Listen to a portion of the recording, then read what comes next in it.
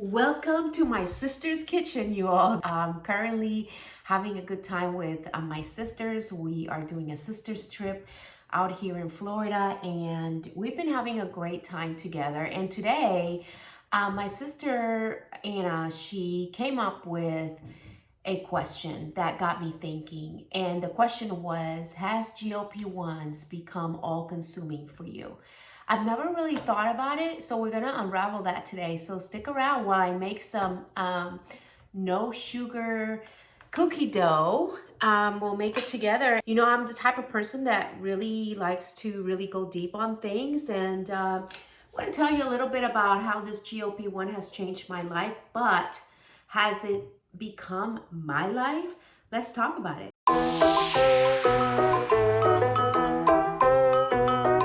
If you're new here, my name is Isha Anavaz, and this is Momentarily Speaking, where we often talk about our metabolic health. Just so you guys know, I am going to be a grandma this year, and I am super excited about it. If you hear anything that touches your heart or that you like about my channel, please support me by hitting like and subscribe.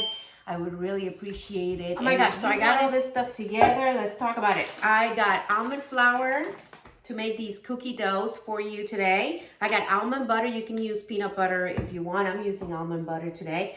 I got unfiltered honey.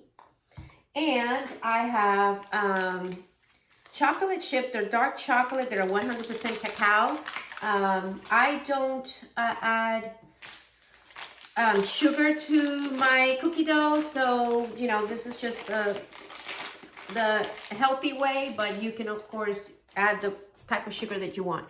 Anyway, so talking about the GLP-1 and how that has changed my life. Okay, I just so you know, I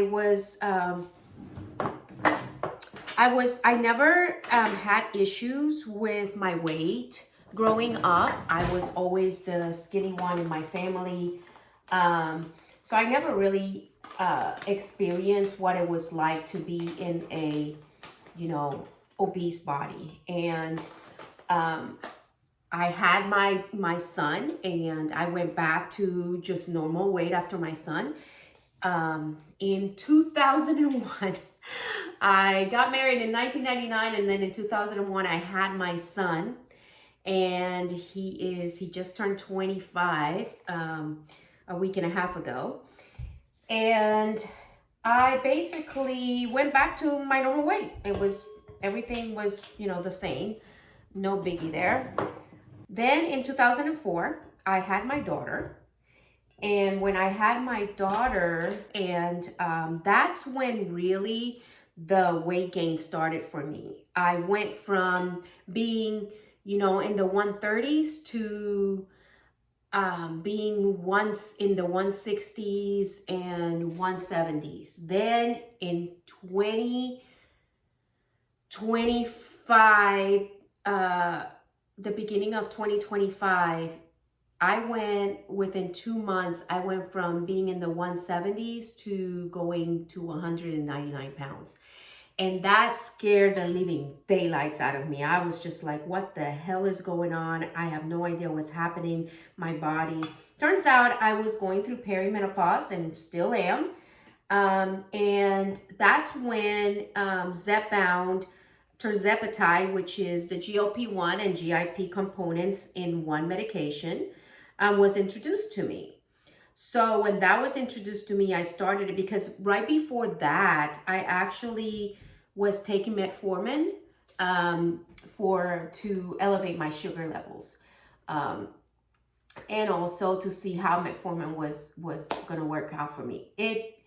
Metformin worked out as far as I lost 10 pounds on that, but then just I did not like it at all. I did not like the feel of it. I didn't like taking that medication. I've never been taking a type of person who takes medication. So I wasn't consistent with it. I'll put the blame on me. I wasn't consistent, but Zepbound was introduced to me and I started it. And I started out as a slow responder. I really didn't didn't lose a lot of weight right away. I started with 2.5, and currently, I have lost 34.5 pounds on Zepbound. It's going to be a year this coming May.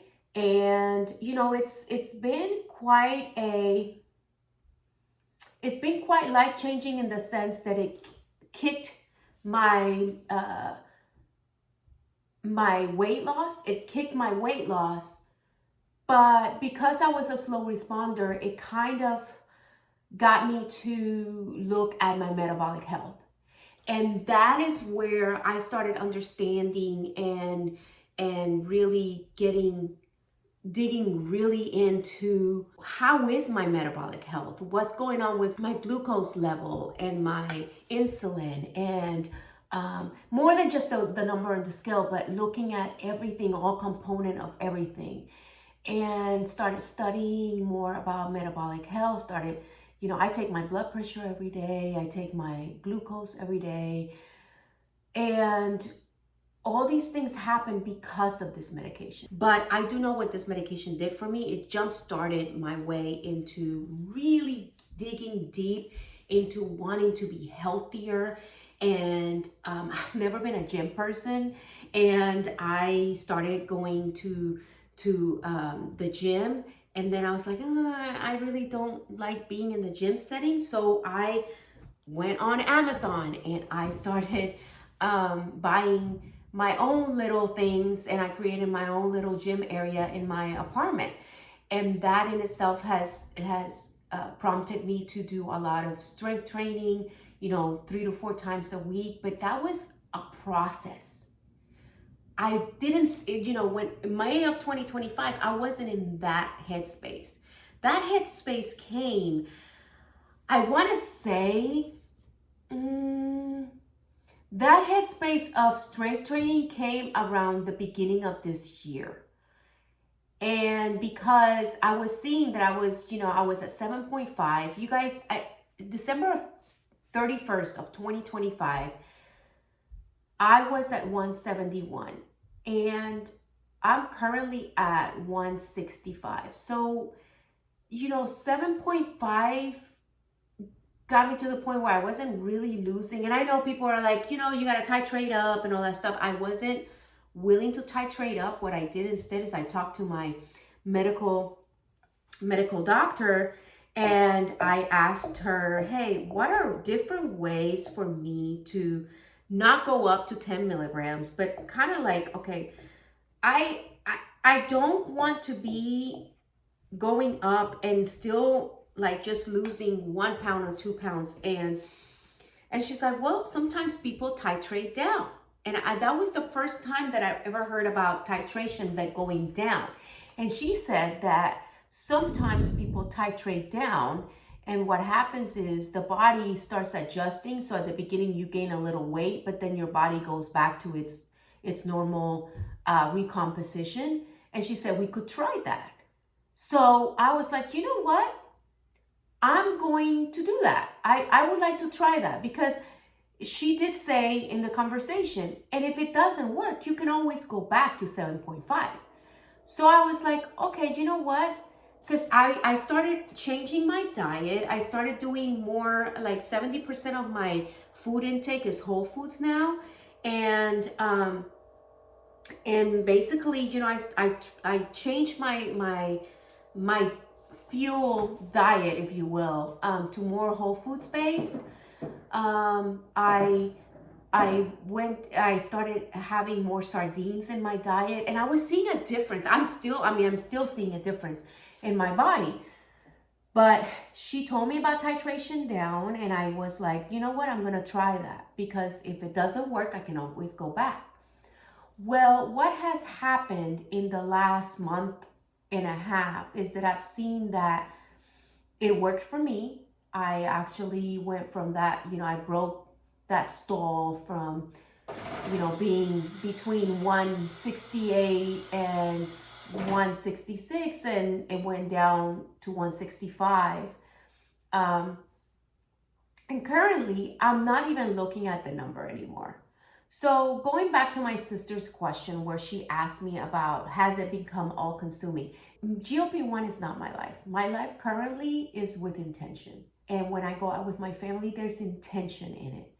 There is no fear of hunger. There's no fear of food, but it's because I have learned that it's okay to eat accordingly, and food is my friend, not my enemy. Whereas before, my mentality was, oh my gosh, food is not, I can't have this much food because I'm gonna gain weight or whatever the case may be.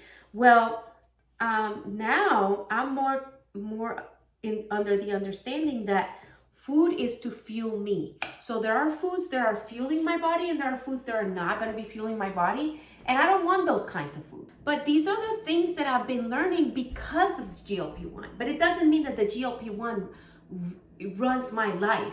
Like, I'm not one of those people that are going to be like, oh, thinking about the GLP. I don't think about the GLP-1 every day.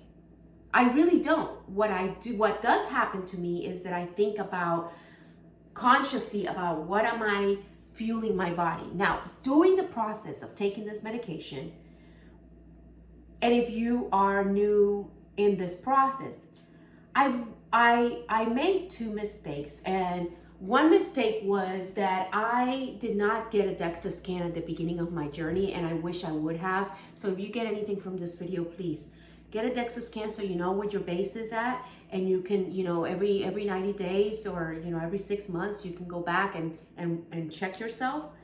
And the second thing that I did that did me a disservice is that I was watching all of these wonderful content creators within the GLP-1 community, and they're all great. But I was believing that their life was supposed to be my life. And I don't know if you can understand that. And I apologize if I'm not saying it correctly, but what I'm saying is I was comparing myself to what they were doing and thinking, oh, maybe the reason I'm not losing weight is because I'm not doing what so-and-so is doing.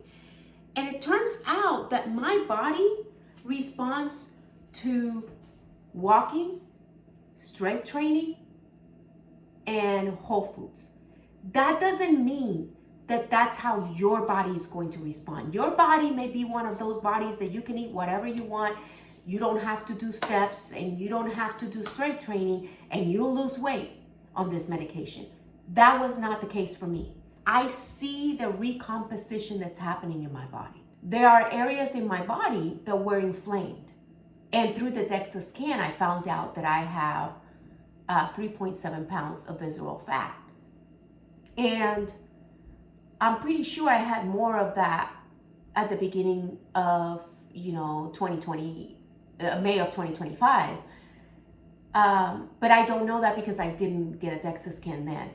But what I love about this medication is that if you have a medical team that's helping you along the way, or if you have a professional that really cares about showing you how this medication can be a tool to you rewiring your brain and how you look at food psychologically and mentally, and then top that with you doing some actions that are going to allow you to have longevity and keep your muscle and keep your bones. If you have someone that's guiding you in that sense to this medication, oh my gosh, you are way ahead of the game. And I have observed that there are many people that are taking this medication, and unfortunately, they don't have a medical team guiding them. And so they have content creators such as, I'm going to put myself in there, where they're listening to content creators, and I'm very careful about being honest with you and telling you that you can listen to something I say, but at the end of the day, you got to look at your numbers. And when I say numbers, you got to look at your lipids. How is your metabolic health? And you've got to ask the right questions to your doctor about your metabolic health. For me, I found out that I have an elevated Lp(a) condition, which is a condition where my body produces a thicker plaque LDL cholesterol. So after finding that out, I am very concerned about what am I taking in that's going to create more plaque in my arteries, and what am I going to change in my diet to make sure that I help myself in that area. And whole foods has been my go-to. Vitamin D has been a go-to in this journey for me. Magnesium has been a go-to for me. Walking for my mental health and for my heart has been a go-to for me. Strength training to build muscle alongside with protein intake has been a go-to for me. I jump in place and I dance for my bone density has been a go-to for me. And so has this medication been an all-encompassing? Is it just, is it my life? No, this medication is not my life. What is my life is my life. And what I mean by that is that this medication I used as a tool to get to the point where I now understand what is the best thing that I can do for my body to be around for my grandkids, be around for my kids, and also be an example to others that they can use to encourage them. My intent and my hope is that by you watching my channel, you can get ideas on how you can jumpstart your weight loss journey with or without a GLP-1. But there is one thing that I have to say. I am a perimenopausal woman who believes that this medication was a lifesaver for me, in the sense of I really believe that if it wasn't for this medication, I would have been so inflamed to the point where I would not be at my best health. And this medication was the door that opened it up for me to research on metabolic health. So let's say you can't get this medication or you don't want to get this medication. I encourage you to take a look at your metabolic health. Take a look at what in your body is inflamed. Is it visceral fat? Is it your sugar levels? Is it your insulin? There are 2 books that I'm going to tell you about today that have changed my entire outlook on metabolic health, especially while being on a GLP-1. Book number 1, if you're on a GLP-1 or are thinking about getting on a GLP-1 and you have not heard of Dr. Rocio Salas Wallen's book called Weightless, you are missing out. In this book, you get to see a medical professional who emphasizes on endocrinology, telling you exactly how you can understand the GLP-1 medication. The other book that I would suggest anyone on any type of weight loss journey to get is Dr. Jason Fung's book called The Hunger Code.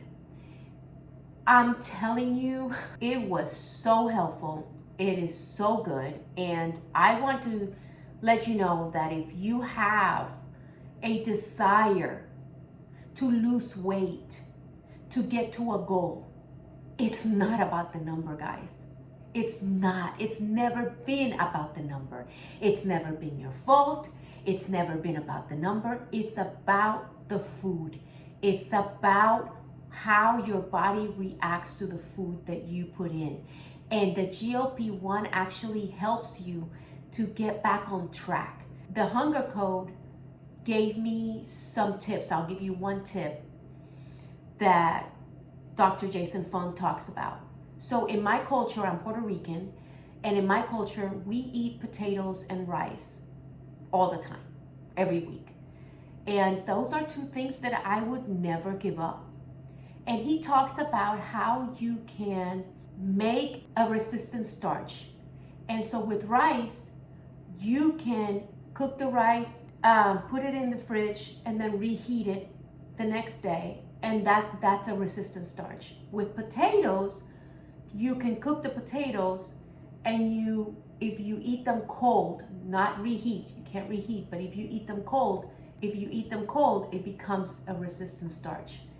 And so for someone who's really focusing on becoming insulin sensitive, because obviously my body has inflammation, that those two factors right there really help me understand that it's not about, oh, I can't eat this and I can't eat that. You can. It's about being strategic about what you do eat. In closing, my encouragement to you is that as you go through your weight loss journey, you begin to think of it as you are the CEO of your body, and think of it strategically, plan things out. Don't be nervous about hunger.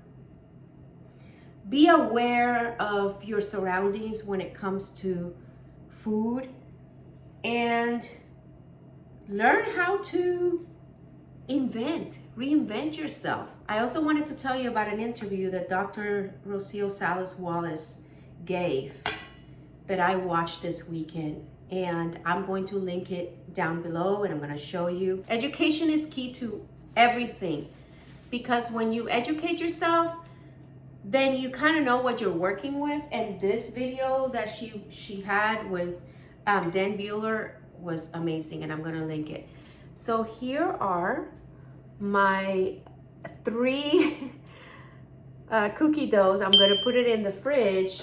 Okay, so it's been chilled, and look at this. Thank you for being here with me. This is so good. And remember, no matter what's happening in your life today, I want you to know that you can always start today. I love you. God bless you. And I'll talk to you soon. Bye.